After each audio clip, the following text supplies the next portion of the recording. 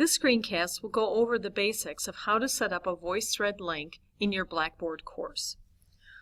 Once in edit mode in your Blackboard course, go over to the Tools menu and scroll down to the choice VoiceThread. Click on that. Give your activity a title.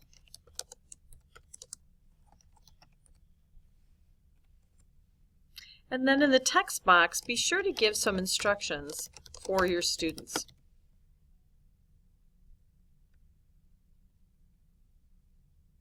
You will determine whether you are going to grade this activity or not.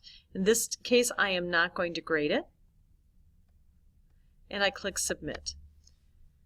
That is the first step to creating a VoiceThread link in your course.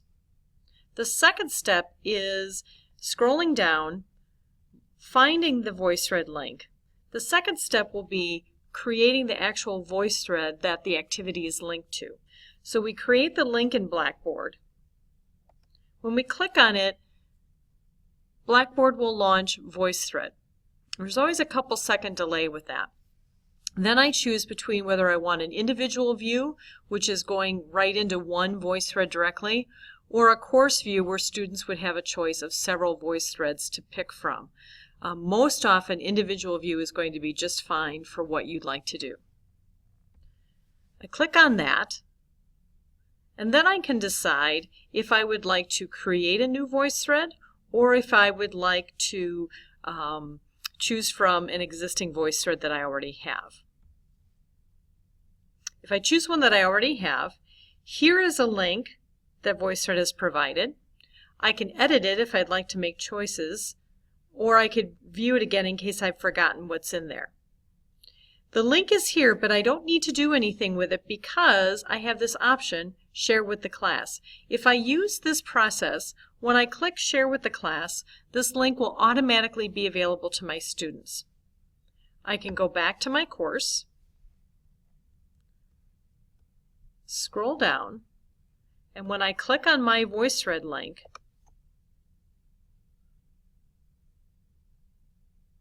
my VoiceThread will be launched. And here it is. To get back into my course, I follow the menu item up here on the left. I can go right back into my course. Now let's set up a VoiceThread for grading. Again, I go to Tools, VoiceThread, give it a title,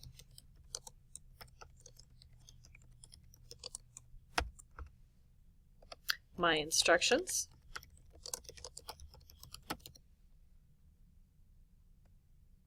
scroll down. This time I'm going to click Yes and put in the number of points that this activity will be.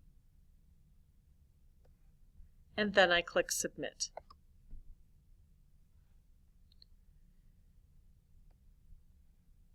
I return to find the link. I click on the link, and VoiceThread will ask me what kind of setup I want. In this case, I want my VoiceThread to be linked with my Blackboard Grade Center, and the only way that will happen is if I choose this option, Assignment Builder. So I'm going to click on that. I have three choices: create a VoiceThread, submit a comment, or watch a VoiceThread. That's what students can do. If I click Watch a VoiceThread, I can pick from an existing VoiceThread that I've made, or I can create a new one. If I want to do Submit a comment, it's the same choices. I can pick from an existing VoiceThread or create a new one.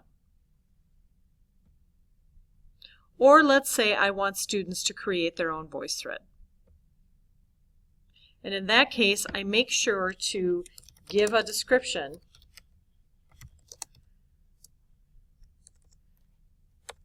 or it might be better to say give instructions on the activity. I include the number of slides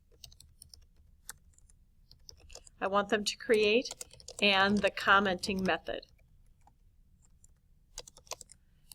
which text, audio, or video. It's very important to be specific with that. If you want audio comments, say that you want audio comments. Otherwise, you might get text comments. If you want them to take a little bit of courage and try a video comment, encourage them to do that. A good way to encourage them to do that is to put in an audio comment yourself. And then down here, when I've finished my instructions, I can see the choice to create the assignment. And I also like to keep this option checked, allow students to resubmit. That helps them get more than one chance at submitting the VoiceThread assignment. I click that. My assignment has been created. I return to the course. If I want to double check this, I scroll down. Here's my practice activity 2. Again, VoiceThread always takes a second or two to launch. Here is what I see from the instructor viewpoint.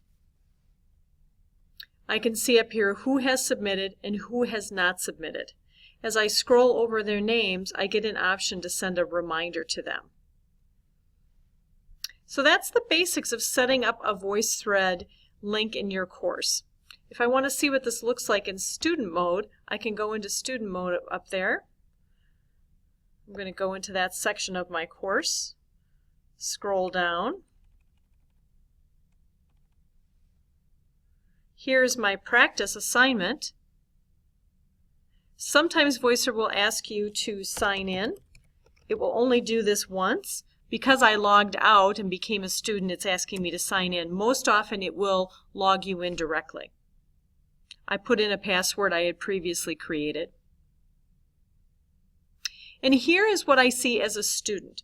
I see the instructions up here, and again, as a student, if I have already created a VoiceThread, I will see my choices here, or I can go ahead and create a new VoiceThread from there.